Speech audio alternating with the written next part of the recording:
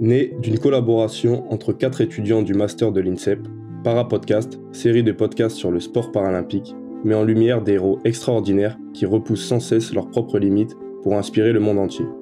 Dès à présent, plongeons ensemble dans un océan d'histoire où la volonté de se surpasser atteint des sommets inimaginables. Les athlètes paralympiques incarnent l'esprit indomptable du dépassement de soi, transformant chaque défi en une occasion de se transcender. Bienvenue dans Parapodcast. Bonjour à tous, j'ai le plaisir d'accueillir aujourd'hui Tiffany Logette. Donc Tiffany Logette qui est une sprinteuse malvoyante, donc top 10 mondiale en sprint et qui a donc pour objectif la qualification sur les JO paralympiques de Paris 2024. Bonjour Tiffany, je te remercie d'être présente aujourd'hui avec nous. C'est un plaisir pour nous que tu aies pu venir pour répondre à nos questions.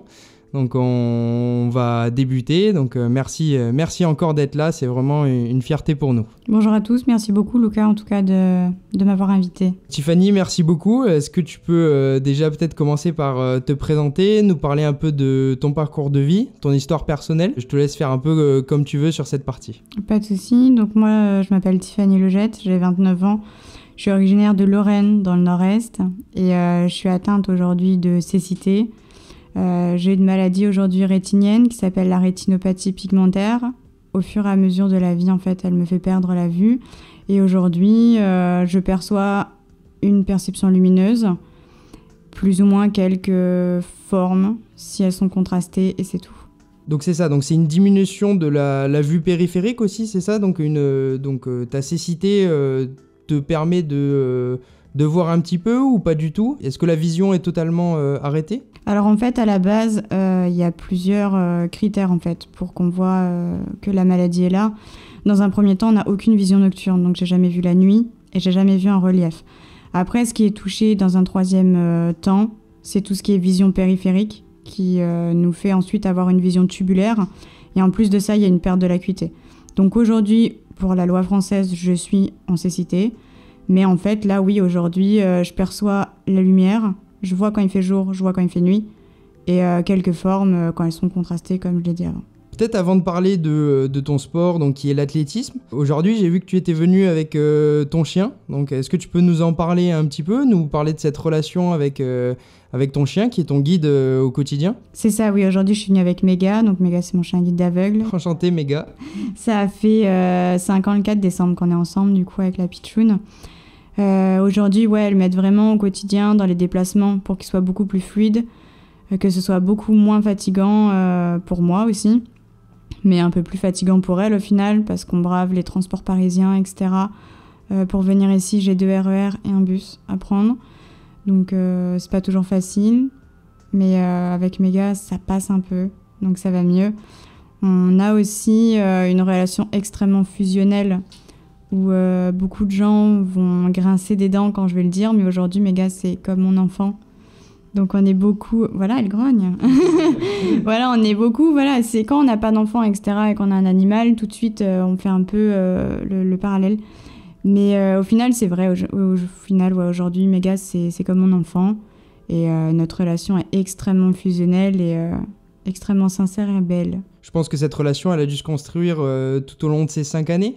C'était pas forcément facile au début. Et comment ça s'est passé au niveau de cette relation avec elle? Non, en fait, avec Méga, quand on s'est vu pour la première fois, c'était une évidence. Clairement, c'était vraiment le coup de foudre. Okay, donc, voilà. On va peut-être parler maintenant de l'athlétisme, donc de ton sport. Donc, je vais te demander déjà pourquoi ce sport? Alors, pourquoi l'athlétisme aujourd'hui? Parce que, on va pas se mentir, j'ai des facilités pour courir vite. Ce qu'il montre aujourd'hui, mais il y a aussi énormément de travail. J'ai toujours aimé courir, donc pour moi, en fait, c'était une évidence. D'accord. Et ça fait combien de temps, du coup, que tu pratiques l'athlétisme? J'ai commencé en 2015, et ça fait depuis 2017, à peu près, que ça devient sérieux. D'accord, donc un accès au haut niveau assez rapide. C'est vrai. Aujourd'hui, tu cours donc dans la catégorie T11. Est-ce qu'on peut rappeler peut-être pour nos auditeurs ce qu'est cette catégorie et comment sont faites les catégories dans le para-athlétisme? Oui, donc en fait, la catégorie T11, c'est la catégorie des non-voyants où quand on court, on a obligation d'avoir un patch sur chaque œil, plus un masque occultant ou des lunettes occultantes. Après, il y a mon ancienne catégorie, les T12, où là, on a le choix, en fait, de courir ou non avec un masque et de courir ou non avec un guide. Alors que ma catégorie, il y a masque, patch plus guide obligatoire. Et il y a encore mon ancienne catégorie, qui est les T13. Et en fait, les T13, ils sont, entre guillemets, c'est ceux qui voient le mieux. Donc, eux, ils courent seuls, sans guide. Bon, très bien, ça permet de bien rappeler toutes ces catégories. Tu viens de me parler de ton guide. Donc, peut-être que les gens ne le savent pas, mais Tiffany court avec un guide aujourd'hui. Donc, ton guide qui s'appelle Erwan, c'est ça, si je dis pas de bêtises? C'est ça, oui. D'accord. Est-ce que tu peux nous parler donc de cette relation avec un guide? Parce qu'en fait, c'est... Comme il a pu le dire dans beaucoup d'interviews, c'est en fait un peu c'est tes yeux carrément quand tu cours. Est-ce que tu peux nous en dire plus là-dessus? Oui, c'est ça. Aujourd'hui, Erwan, c'est vraiment la personne avec qui je cours au quotidien. C'est vraiment la personne qui me guide sur la piste. Et on peut dire, oui, aujourd'hui, c'est mes yeux. C'est aussi grâce à lui que je cours, etc., qu'on fait toutes ces perfs. Et ouais, on a une relation... Je pense qu'on a une relation de frères un peu, de frères et sœurs. Enfin, pour moi, en tout cas, c'est un peu comme un frère pour moi. Après, c'est une relation aussi au-delà de la piste ou même dans la vie privée, entre guillemets, on va dire. Il y a toujours cette relation où quand on est en compétition, etc., forcément, si je connais pas le stade et je veux aller aux toilettes, bah, il m'emmène comme un enfant de 3 ans. Pareil, pour faire mes plateaux à l'hôtel, etc., il connaît mes goûts, enfin... Donc forcément, si je suis pas encore levée ou si je suis sur le point de me lever, il fait mon plateau, comme ça c'est fait, on n'en parle plus. Enfin voilà, il y a plein de choses aussi en parallèle qu'on parle pas, mais qui sont là aussi aujourd'hui. Ouais, c'est peut-être une des personnes qui te connaît le mieux. Et aujourd'hui, ça fait donc combien de temps qu'il est ton guide? Alors avec Erwan, on avait fait des tests en avril 2022. Et vu que je suis montée sur Paris en juillet 2022, depuis septembre 2022, il est avec moi. Par rapport à cette relation avec ton guide, donc c'est assez nouveau, est-ce que tu as vu un changement entre, par exemple, tes précédents guides et ton guide actuel? Oui, j'ai vu des changements. Mon précédent guide était très grand, donc ça posait vraiment un très gros problème, alors qu'aujourd'hui, Erwan, il fait 11 cm de plus que moi. Donc vu qu'il est petit, c'est beaucoup plus facile dans tout ce qui est foulée, etc., etc. Aujourd'hui, vous courez avec un lien. Peut-être que les auditeurs ne savent pas ce que c'est. Est-ce que tu peux nous en parler? Alors moi, je sais ce que c'est, mais je vais peut-être te laisser en parler. Alors en fait, oui, on court avec ce qu'on appelle un lien. En gros, pour le visualiser, c'est comme des menottes, mais en miniature. Qui vous permet de rester lié tout au long de la course. Et au niveau du règlement, il faut donc faut que ce lien il reste tout au long de la course? C'est ça, oui, on a l'obligation en fait à ce que le lien reste... tenu par chacun, enfin par l'athlète et le guide. Après, s'il casse pendant la course, on est disqualifié, c'est de notre faute.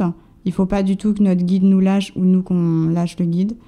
Et après, il faut que ce soit l'athlète qui passe en premier à la ligne d'arrivée et le guide en deuxième. Sinon, c'est une disqualification aussi. Et ce lien, est-ce que ça demande un entraînement spécifique pour s'habituer donc à le porter, à l'utiliser avec son guide? Bah, pas forcément en fait. Pas forcément on le tient, etc. C'est plus tout ce qui est synchronisation qui est compliqué à avoir. Mais après, une fois qu'on a le lien, enfin, on l'utilise. Avec Erwan, ça a été vite. Donc, D'accord. Et cette synchronisation, aujourd'hui, vous travaillez encore à l'entraînement, j'imagine, là-dessus? Ça se travaille tout le temps. En fait, à chaque entraînement, on est toujours accroché avec Erwan. Donc forcément, là, on le travaille, même si on ne veut pas le travailler, parce qu'il n'y a pas d'entraînement spécifique pour la synchronisation. C'est juste courir tout le temps ensemble. Et à force, lui connaît mes foulées, moi je connais les siennes, etc. Et c'est là, en fait, où se crée cette synchronisation qui forme une symbiose. Et donc aujourd'hui, tu es entraîné par Joe Maizetti. Donc Joe Maizetti qui est un entraîneur ici sur l'INSEP. Est-ce que tu peux nous parler de cette relation avec ton entraîneur? Depuis quand tu es entraîné par lui? Et est-ce que cette relation, en fait, est semblable à un entraîneur et un athlète valide ou c'est totalement différent? C'est ça, en fait, je suis entraînée par Joe Maizetti et Sylvie Talman parce que pour moi, je peux pas, en fait, ne pas citer Sylvie ou ne pas citer Joe quand on parle de mes entraîneurs parce qu'ils sont complémentaires tous les deux. Et effectivement, enfin, notamment avoir Joe en tant qu'entraîneur, c'est extrêmement mythique. Il est mythique dans le monde de l'athlétisme valide. Et c'est vraiment une très grande chance de les avoir tous les deux. Et effectivement, en fait, on s'entraîne comme des valides. Donc forcément, on a en fait ce côté entraîneur comme les valides. Mais forcément, il y a un lien qui se crée comme tous les entraîneurs et les athlètes, qu'on soit handi ou non. D'accord. Et est-ce que tu peux nous présenter, par exemple, lors d'une séance, comment tes entraîneurs vont interagir avec toi ? Est-ce que tu sais si ils interagissent d'une manière différente qu'avec des athlètes valides ? Je pense pas qu'ils interagissent différemment. En fait, ils sont là avec leur caméra, les chronos, etc. pour ensuite nous regarder via le logiciel de Joe. Après, il fait ses calculs, etc. Et non, il n'y a pas... C'est pas différemment qu'un valide. C'est pareil. C'est juste que sur certaines choses, on va plus l'adapter, etc. Parce qu'un déficient visuel, forcément, il a certaines lacunes, notamment lors de l'équilibre, etc. Si on est amputé, c'est la même chose. Ils vont plus faire attention sur certaines choses, alors qu'un valide, lui, on lui demande juste de courir et il n'aura pas forcément de problème d'équilibre comme moi je peux avoir. Donc aujourd'hui, comme on a pu introduire, tu as pour objectif la qualification pour les JO de Paris 2024, pour les Jeux paralympiques. À quel moment ce rêve paralympique est-il arrivé en fait ? C'est un rêve de gosse. Je faisais pas encore de l'athlétisme, je les avais vus à la télé. J'avais vu les Jeux à la télé et je me suis dit mais moi aussi je vais être là. J'avais pas encore couru rien. Okay. Et voilà, c'était vraiment... donc forcément, c'est un rêve de gosse. Après, quand on est athlète, c'est à la maison. Donc des Jeux à la maison, c'est quelque chose qu'on vit qu'une fois dans notre vie. Et encore. Donc... C'est sûr. Quelle chance d'avoir ces JO à Paris. Est-ce que tu te rappelles d'un déclic dans les dernières années qui t'a poussé à te préparer encore plus à ces JO ? Tu nous dis que c'est un rêve de gosse, mais est-ce que peut-être qu'il y a eu quelque chose, une rencontre avec quelqu'un, peut-être ton arrivée à l'INSEP qui t'a fait te dire que tu voulais participer pour ces Jeux paralympiques ? Non, pas forcément. C'est vraiment quand je l'ai vu à la télé, en fait. Je me suis dit, je vais être là, etc. Et après, c'est quand j'ai commencé vraiment en 2015, c'est la volonté de porter le maillot de l'équipe de France. Je n'ai aucune autre volonté. Me lever le matin pour aller m'entraîner ou pour faire de la muscu, ça m'enchante pas au quotidien, en fait. C'est juste parce qu'il y a le maillot de la France à aller chercher. Et c'est ça, en fait, qui est vraiment intéressant. Aujourd'hui, est-ce que tu peux nous dire quelles sont les qualités nécessaires pour performer au plus haut niveau dans le sport paralympique ? Après, ça va être exactement les mêmes qualités que chez les valides, au final. Ça va être tout ce qui est détermination, volonté aussi, et beaucoup de rigueur. Et faut quand même être dur avec soi-même, mais pas trop non plus. Essayer de ne pas se mettre des barrières mentales, parce que si nous, on se met des barrières, on ne pourra pas y arriver. J'imagine qu'à l'INSEP, il y a tout un engouement derrière donc, les Jeux olympiques, les Jeux paralympiques. Comment gères-tu cette pression de la qualification pour les Jeux paralympiques ? C'est sûr, c'est une pression énorme parce que en plus on a reçu les minima il n'y a pas longtemps, etc. C'est vraiment une très grosse pression. Et en fait, nos entraîneurs essaient de ne pas nous mettre la pression. Et c'est ça qui est bien. C'est que parfois on en parle, etc. Mais on sait qu'il faut beaucoup travailler, donc on travaille beaucoup. Mais ils sont pas là tout le temps à nous dire si on n'arrive pas à un truc, si la séance était un peu dégueu, etc. Ils nous disent pas oui mais c'est pas comme ça que tu iras au jeu. Enfin, ils sont vraiment dans la bienveillance et c'est ça qui est vraiment intéressant. C'est que on sait l'objectif qu'on a, ils le savent très bien. Eux aussi aimeraient nous voir au jeu. Mais on le sait comme eux comme nous en fait, qu'il y a énormément de travail à faire. Parce que les jeux, on n'y va pas comme ça en claquant des doigts. Donc on arrive à gérer la pression. Après, il y a tout ce qui est une préparation mentale, que ce soit chez le psy du sport, chez le prépa mental aussi, où là, le côté pression est aussi important à gérer vis-à-vis de ça. J'imagine bien, ouais. Peut-être que tous ces acteurs te permettent au quotidien donc, d'arriver à t'en détacher. Et peut-être que c'est par cet entraînement que tu arrives aussi à t'en détacher, ne pas y penser forcément au quotidien. Parce que c'est dur d'arriver dans un campus comme ça et de ne pas y penser tous les jours. On voit, quand je suis venu, on a des panneaux un peu partout sur les JO, sur les Jeux paralympiques. Donc c'est vrai que c'est pas évident là-dessus, je pense. Après, moi je vois pas tous ces panneaux, donc ça va. Mais oui, non, après voilà, on est suivi mentalement, etc. pour ceux qui le veulent. Donc ça, forcément, on arrive à mieux gérer la pression. Et vu que mes entraîneurs sont cool et qu'ils nous mettent pas la pression. Donc c'est vrai qu'on parle beaucoup donc, de ces JO paralympiques, mais donc il y a des minima à atteindre avant de pouvoir y arriver. Donc sur le 100 mètres, est-ce que tu peux nous en parler ? Oui, c'est ça. Donc en fait, nous, on a des minima A et des minima B. Les minima A, ils sont à 12,37 à peu près. Les minima B sont à 12,75. Mais c'est pas parce qu'on fait un minima B qu'on sera pris au jeu, parce qu'après, il y a toute cette histoire de quotas, etc. Chez nous, le quota, c'est les places. Il y a des places à débloquer, etc., etc. Donc c'est pas parce qu'on fait un minima B qu'on va au jeu. On peut faire un minima B et ne pas y aller, parce que ça va pas avec les places, ou on est trop loin du podium, etc., etc. Et ces minima à réaliser, ils sont à réaliser combien de temps avant les Jeux paralympiques ? Ils sont à réaliser... Je sais plus si la deadline ne se termine pas le 12 juillet à peu près, je crois. D'accord. Donc assez tard quand même. Assez tard, oui et non, parce que nos Jeux, c'est du 28 août au 8 septembre, alors que les valides, c'est un mois avant. Donc en fait, les valides, eux, ils auront leur fin de minima vers juin, je crois. Et nous, on les a un mois après... Donc au final, non, pas forcément tard. Ok, bon ben on croise les doigts pour toi par rapport à cette qualification. On est de tout cœur avec toi et on espère que ça le fera. Merci beaucoup. Par rapport à donc cette cécité, donc tu as dit que c'était survenu à un moment. Est-ce que tu as vu le regard des gens évoluer autour de toi ? Est-ce que tu peux nous en dire plus par rapport à ça ? Et également peut-être avant et après le sport de haut niveau ? Oui, il y a eu une différence avant et après la maladie, entre guillemets, parce que moi, elle est venue très tôt. Déjà, avant 3 ans, il y avait des symptômes, etc., alors que normalement, c'est une maladie qui vient très tard chez les personnes, à peu près vers 40 ans. Ouais, que ce soit avant le sport de haut niveau ou après, il y a toujours, en fait, ce sentiment de pitié envers les autres. Parce qu'on est handi, etc., et ça, c'est insupportable. On est un peu traité différemment parce que vu qu'on est handi, entre guillemets, il faut être plus gentil, etc. Blabla. Non.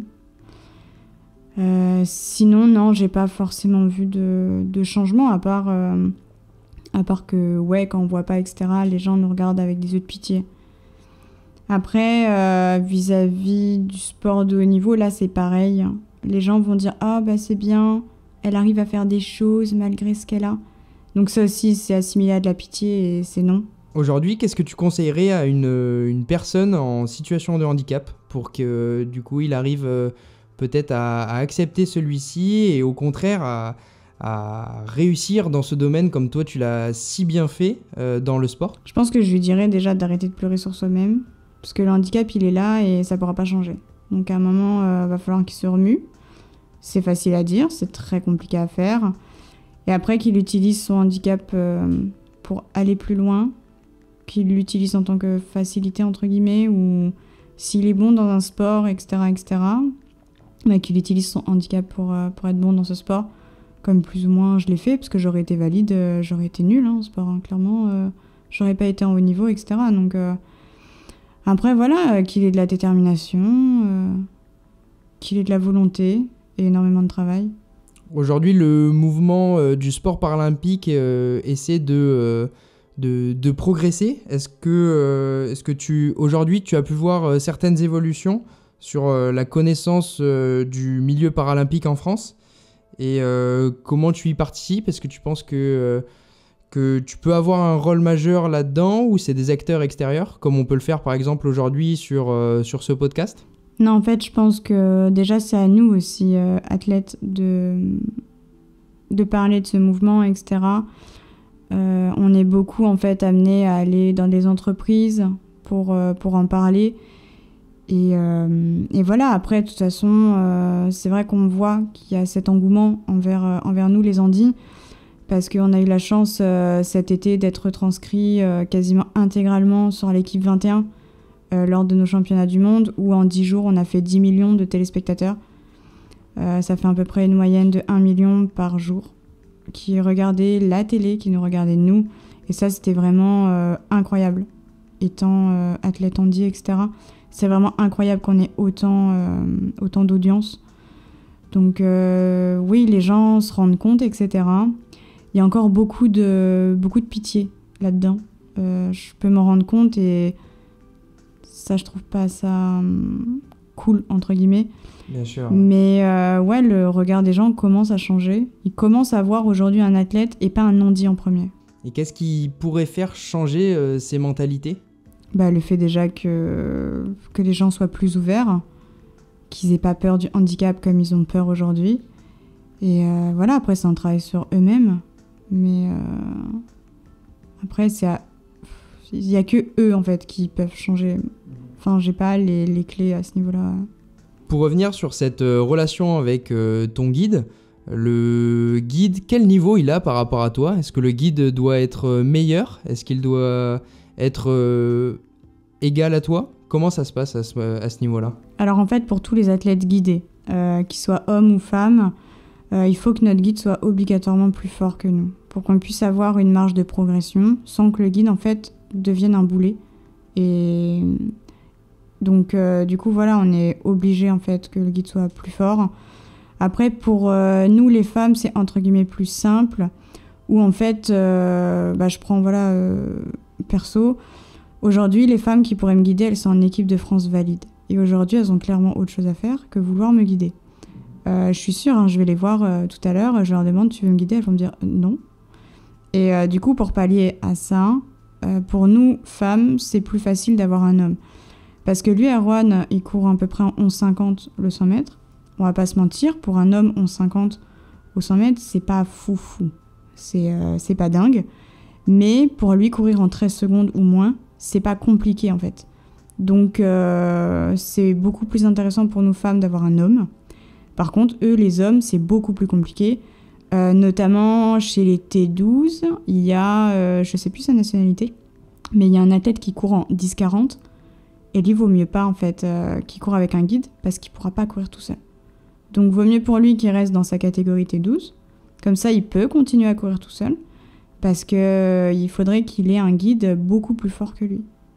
Et ça risque d'être compliqué. Eh bien, c'est la fin de ce podcast. Je te remercie, Tiffany, pour avoir répondu à toutes nos questions. Maintenant, on va être tous derrière toi jusqu'à la qualification pour ces Jeux paralympiques et on va te suivre de près. À bientôt, je l'espère, et bonne continuation, bon entraînement, sois forte. Merci beaucoup. Merci en tout cas pour l'invitation et à très bientôt. Au revoir, à bientôt.